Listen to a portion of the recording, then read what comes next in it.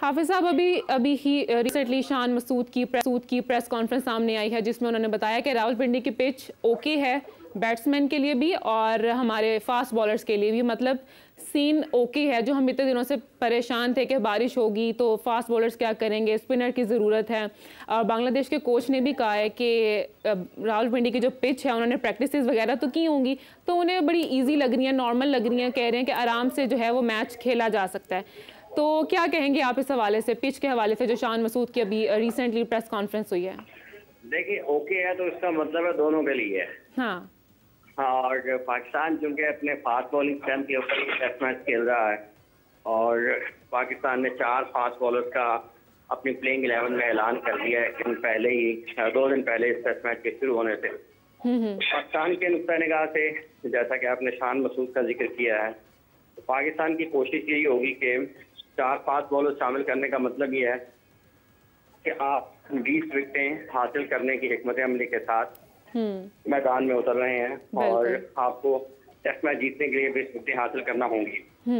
अब यहाँ पर 4 फास्ट बॉलर खिलाने का मतलब ये है कि पिच ओके का मतलब ये है कि वो अच्छा पिच होगा जहाँ पर बल्लेबाजों के लिए भी रन होंगे और फास्ट बॉलर्स को भी वहाँ से मदद मिल सकती है जी। अब देखना ये है कि क्या इसमें मौसम आड़े आता है या नहीं आता है और पाकिस्तान टॉस कौन सी टीम जीत पाती है, वो भी बड़ा यहाँ पर अहम होगा। फिर 5 दिन पिच कैसा खेलता है, क्योंकि हर दिन पिच का रवैया तब्दील होने के इम्कान होते हैं टेस्ट मैच में। तो एक पाकिस्तान अपना सीजन आगाज कर रहा है, सीजन का पाकिस्तान के को लोग फतेहात देखना चाहते हैं अपने मैदानों पर और देखना ही है कि अब कैसे टेस्ट मैच ऑपरेट होता है, टॉस कौन जीतता है। पाकिस्तान की तरफ से अब ये तो कोई नहीं है कि कल कौन खेलेगा कौन नहीं खेलेगा, क्योंकि प्लेइंग 11 का ऐलान पाकिस्तान ने कर दिया है जी। तो होम सीजन है पाकिस्तान का, पाकिस्तान को ये दोनों मैचेस जीतने चाहिए और अपने पॉइंट्स टेबल जो है और WTC का उसके ऊपर पाकिस्तान को बेहतर तरीके से फिनिश करने की तरफ जाना चाहिए। होम सीरीज का यही फायदा है। इससे पहले माजी करीब में जो होम सीरीज खेले हैं भले इंग्लैंड के खिलाफ, ऑस्ट्रेलिया के खिलाफ या न्यूजीलैंड के खिलाफ, हम वो नताइज हासिल नहीं कर पाए हैं जो इंग्लैंड अपने मैदानों पर, ऑस्ट्रेलिया अपने मैदानों पर और न्यूजीलैंड टेस्ट मैचेस में अपने मैदानों पर हासिल करता है। तो शान मसूद और उनके साथी खिलाड़ियों के लिए ये निस्बतन आसान हरीफ है बांग्लादेश। वो बहुत ज़्यादा मुश्किल पैदा करते हैं जब वो अपने मैदानों पर खेल रहे होते हैं। लेकिन अब यहाँ पर चूंकि फास्ट बॉलिंग फ्रेंडली पिच बनाई है पाकिस्तान ने, तो पाकिस्तान की जो बैटिंग है उसका भी वैसा ही इम्तहान होगा जैसा कि बांग्लादेश का होगा, क्योंकि पेस एंड बाउंस पर पाकिस्तान के बैटर्स के लिए भी उतनी मुश्किलात हो सकती हैं। अब अगर मौसम क्योंकि इस तरह का है तो डिपेंड करेगा बहुत ज़्यादा पिच के ऊपर कि सीम मूवमेंट उसमें मिलती है बॉलर्स को या नहीं मिलती है। लेकिन स्किल्स का टेस्ट होगा पाकिस्तान की फास्ट बॉलिंग का भी और पाकिस्तान के बैटर्स का भी, और ये दबाव पाकिस्तान के ऊपर ही होगा इस टेस्ट मैच के आगाज में। उसकी वजह यह है कि पाकिस्तान एक निस्बतन मुख्तलिफ हिकमत अमली के साथ मैदान में उतर रहा है। दूसरी वजह यह है कि बांग्लादेश निस्बतन आसान हरीफ समझा जाता है टेस्ट मैचेस में, और तीसरी वजह यह है कि पाकिस्तान का होम ग्राउंड है और पाकिस्तान होम ग्राउंड पर अपनी मर्जी की पिचेस बनाकर अगर खेलता है और नताइज तवक्कुआत के बरक्स आते हैं तो ये सारी चीज़ों का दबाव लेकर पाकिस्तान की टीम ने मैदान में उतरना और पाकिस्तान की टीम काफ़ी महीनों के बाद टेस्ट मैच खेल रही है। और हाफिज साहब होम ग्राउंड तो है, लेकिन स्ट्रेटेजी आपको क्या लगता है कि दोनों टीम्स को क्या अपनानी चाहिए? क्योंकि पिच अब उन्होंने प्रैक्टिस वगैरह तो की हैं, उन्हें ये नज़र आ रहा है कि पिच ओके है, आराम से मतलब गेम खेली जा सकती है, तो स्ट्रेटेजी पाकिस्तान को क्या अपनानी चाहिए? देखिए राफिया, मैच शुरू होने से पहले कप्तान का ये कहना ओके है तो ठीक है ओके है, लेकिन क्या ये ओके आपको ट्रांसलेट होता दिखाई देगा परफॉर्मेंस में या नहीं देगा? अगर ओके है तो इसको आपने साबित करना है अपनी परफॉर्मेंस के साथ। अगर टीम की कारकर्दगी ठीक नहीं होगी तो फिर भी वो ये तो कह सकेंगे हाँ बिल्कुल ओके थी, लेकिन वो उस ओके को जो है ना वो जो मुखालिफ टीम थी उससे ज्यादा बेहतर अंदाज में उस ओके से फायदा उठा लिया। तो अब आपको अपनी परफॉर्मेंसेस इस ओके को ट्रांसलेट करना है अपनी परफॉर्मेंसेस में। अगर आप बेहतर परफॉर्म नहीं करेंगे और जहाँ तक फैमिली नहीं करेंगे तो फिर आपके लिए मुश्किलात होंगी, आपको बातें भी सुनना पड़ेंगी, आप पर तनकीद भी होगी और बहुत ज्यादा होगी। क्योंकि अगर आप बांग्लादेश के खिलाफ भी अच्छा नहीं खेलेंगे, अपनी मर्जी की पिच बनाकर अपनी होम ग्राउंड का आप एडवांटेज नहीं ले पाएंगे तो आपको बातें सुनना पड़ेंगी। और जहाँ तक ताल्लुक इस चीज का है कि हिकमत अमली तो अब तक जो प्री मैच जो आप उसको कह सकते हैं उसमें तो बिल्कुल वाजे है, और वो इस अंदाज में वाजे है कि पाकिस्तान ने 4 फास्ट बॉलर्स का ऐलान कर दिया है, और 4 फास्ट बॉलर्स के साथ प्लेइंग 11 का ऐलान करने का मतलब है कि आपने ऑल आउट अटैक पर जाना है और आपने उसी हिसाब से पिच की तैयारी भी की है। एक सलमान अली आगा पाकिस्तान के पास एक फास्ट टाइमर हैं स्पिनर के तौर पर बॉलिंग ऑप्शन में, लेकिन अब वो उनको फुल टाइम इस्तेमाल करेंगे क्योंकि उनके पास वही है। पाकिस्तान इस लिहाज से थोड़ा सा अंडर प्रेशर। अब देखेंगे साइम अयूब के लिए भी ये करियर के उनके टर्निंग पॉइंट हो सकता है, क्योंकि अभी तक टर्निंग पॉइंट तो क्या कहना है, लेकिन उनको एक नई जिंदगी दे सकता है क्योंकि वो इंटरनेशनल क्रिकेट में अभी तक परफॉर्म नहीं कर पाए हैं। और उन्होंने एक टेस्ट मैच ऑस्ट्रेलिया में खेला था, T20 क्रिकेट में उन्हें खासे लंबे मौके मिले हैं लेकिन वो परफॉर्म नहीं कर पाए हैं। और अब जबकि वो होम सीरीज में इतनी ज्यादा नाकामियों के बावजूद इंटरनेशनल क्रिकेट में उनको मौका मिला है, तो फिर उनके ऊपर ये एक इजाफी दबाव जरूर होगा कि उन्होंने परफॉर्म करना है। पाकिस्तान ने 7 प्रैक्टिस के साथ मैदान में उतर रहा है और उसमें रिजवान, सलमान, सऊद, बाबर, खुद शान, दो ओपनर्स जो हैं पाकिस्तान के।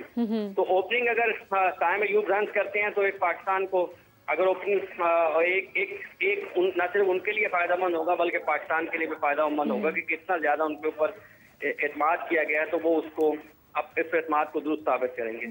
तो पाकिस्तान के लिए उनके ओपनर्स की तरफ से रन करना बहुत जरूरी है। बाबर आजम के ऊपर बहुत ज्यादा बातें हो रही हैं क्योंकि उनकी भी कारकर्दगी, उनके अपने मायार। और हाफिज साहब आपने बाबर आजम की बात की कि उनकी कारकर्दगी पर बातें हो रही हैं। बासित अली ने फिर से एक स्टेटमेंट दी थी कि बाबर आजम रैंकिंग के ऊपर है तो उसकी परफॉर्मेंस पर कोई बात ही नहीं कर रहा है, क्योंकि बाबर आजम को भी पता है कि वो ऊपर है और परफॉर्म नहीं भी करेगा तो वो ऊपर ही रहेगा। तो क्या यही वजह है कि बाबर आजम की कारकर्दगी जो है वो हमें लो देखने में मिल रही है, डाउन है?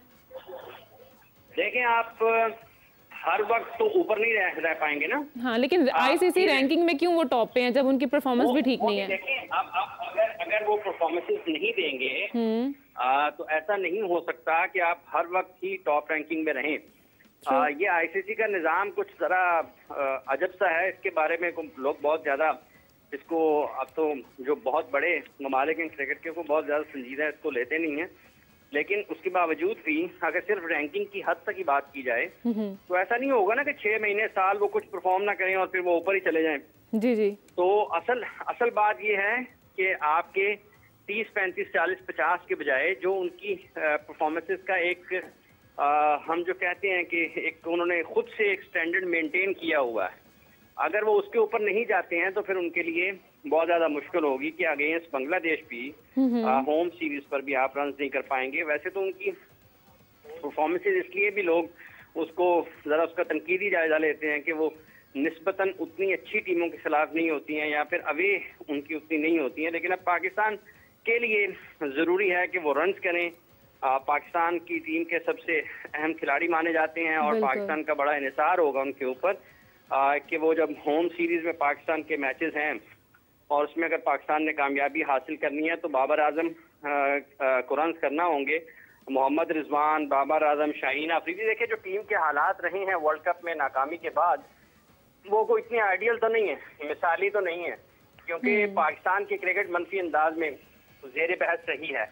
आप उस सारी जो मनफी बातें हैं, मनफी सोच है, या फिर आप उसको कहें कि जितना भी पाकिस्तान क्रिकेट के बारे में नामुनासिब अंदाज में बात होती है, नामुनासिब इस सेंस में कि लोग फिर गुस्से का इजहार करते हैं, भरम होते हैं ना कि टीम अच्छा नहीं परफॉर्म कर रही है, तो वो एक ही चीज उसको बदल सकती है और वो पाकिस्तान टीम की कारकर्दगी है। बिल्कुल। और अगर कारकर्दगी का मायार या कारकर्दगी ऐसी ही रही जैसा कि वर्ल्ड कप से पहले है तो फिर लोगों का और जो गुस्सा है वो ज्यादा होगा, क्योंकि अब आप फॉर्मेट से निकले हैं। पाकिस्तान ने गुज़िश्ता चंद माह में 2023 के वर्ल्ड कप के बाद T20 क्रिकेट में, टेस्ट क्रिकेट में वनडे वर्ल्ड कप में अच्छी कारकर्दगी नहीं दिखाई और उसके बाद T20 और टेस्ट मैचेस में भी अच्छे खेल का मुजाहरा नहीं किया। और अब जब आप वो अवे से होम क्रिकेट की तरफ आप आ गए हैं, शिफ्ट हुआ है आपका, तो अगर आप यहाँ भी अच्छा नहीं खेलेंगे तो फिर भले बाबर आजम हो, भले शाहीन आफरीदी हो, भले रिजवान हो या शान मसूद हो, लोग फिर बख्शेंगे तो नहीं किसी को। आप ये तो नहीं हो सकता ना कि आप अगेंस्ट इंडिया इन इंडिया हार जाएं, आप अगेंस्ट इंडिया इन श्रीलंका हार जाएं, अब आप अगेंस्ट ऑस्ट्रेलिया इन ऑस्ट्रेलिया हार जाएं, आप अगेंस्ट ऑस्ट्रेलिया इन पाकिस्तान हार जाएं और आप अगेंस्ट बांग्लादेश इन पाकिस्तान भी हार जाएं, तो फिर तो आपके ऊपर तनकीद जायज होगी। इसलिए बहुत सारी ऐसी चीजें हैं जिनका सिर्फ और सिर्फ जवाब दिया जा सकता है वो बेहतर कारकर्दगी से है। और जितनी भी तनकीद हो रही है, जो लोगों में गम गुस्सा है, अगर आप उसकी शिद्दत को कम कर सकते हैं तो वो एक ही चीज उसको उस सख्ती को नरमी में बदल सकती है, वो पाकिस्तान टीम की कारकर्दगी है। और पाकिस्तान के लिए अच्छा मौका है सीजन के आगाज में कि आपको निस्बतन, मतलब इंग्लैंड का सामना आप नहीं कर रहे हैं, आप ऑस्ट्रेलिया या न्यूजीलैंड का सामना नहीं कर रहे हैं, आप साउथ अफ्रीका का टेस्ट मैचेस में सामना नहीं कर रहे हैं, आपको निस्बतन एक आसान हरीफ मिला है। ये अब तक की बात है। वैसे क्रिकेट के हलकों में लोग बांग्लादेश को उतना आसान नहीं ले रहे क्योंकि उनके पास बासलाहियत क्रिकेटर आए हैं, बिलखुसूस उनकी फास्ट बॉलिंग की जब बात की जाती है तो लोग उनको को इतना बुरा नहीं कहते हैं, क्योंकि 2023 के वर्ल्ड कप में भी देखा है 50 ओवर्स के क्रिकेट में क्योंकि फास्ट बॉलर्स ने बड़ी इंप्रेसिव गेंदबाजी की है। और अगर यहाँ पर फेवरेबल पिच होता है और अगर वो एक आध स्पेल किसी का लग जाता है तो अगेंस्ट पाकिस्तान बांग्लादेश के फास्ट बॉलर का,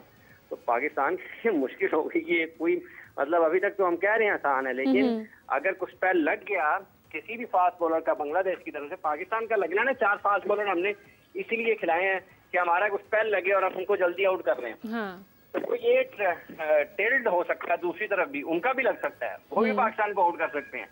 तो ये वो सारी चीजें हैं जिन्हें निगाह में रखने की जरूरत है। हमें उम्मीद ये ख्वाहिश जरूर करनी चाहिए कि पाकिस्तान बेहतर खेलेगा, लेकिन हमें चूंकि क्रिकेट पाकिस्तान की बहुत ज्यादा अच्छे हालात में नहीं है, इसलिए बांग्लादेश को गैर मामूली तौर पर या गैर जरूरी अंदाज में को बहुत आसान हरीफ समझना नहीं चाहिए पाकिस्तान को। अब देखना यह है कि इसको जितनी बातें पाकिस्तान टीम के वाले सुनी हैं या जिस तरीके से शान ने ओके किया है, ये ओके ट्रांसलेट होता है, कन्वर्ट होता है इन परफॉर्मेंसेज या नहीं होता है, ये देखने की चीज है। इसके लिए हमें अब कुछ ज्यादा इंतजार तो नहीं करना पड़ेगा। कल अगर इस वक्त बारिश ना हुई रावलपिंडी में और मैच हो रहा हुआ तो सूरत हाल पहले दिन के बाद दूसरे सेशन में कुछ ना कुछ तो नजर आ जाएगा कि पाकिस्तान टीम ऊंट किस करवट बैठ रहा है, जहाँ किस रुख रहा है, क्योंकि पहला सेशन हो चुका होगा, दूसरा सेशन जो है वो जारी होगा। और अगर पाकिस्तान बारी ले रहा हो, बैटिंग कर रहा हो, तो इस वक्त तक कल के दिन में कम विकेटों के ऊपर एक से ज्यादा विकेट ना गिरी हो और पाकिस्तान ने 100, 125, 150 कर लिए हो, तो उसको हम कहेंगे जी ठीक है, सीजन का आगाज पाकिस्तान के लिए अच्छा हुआ है। और इसी तरीके से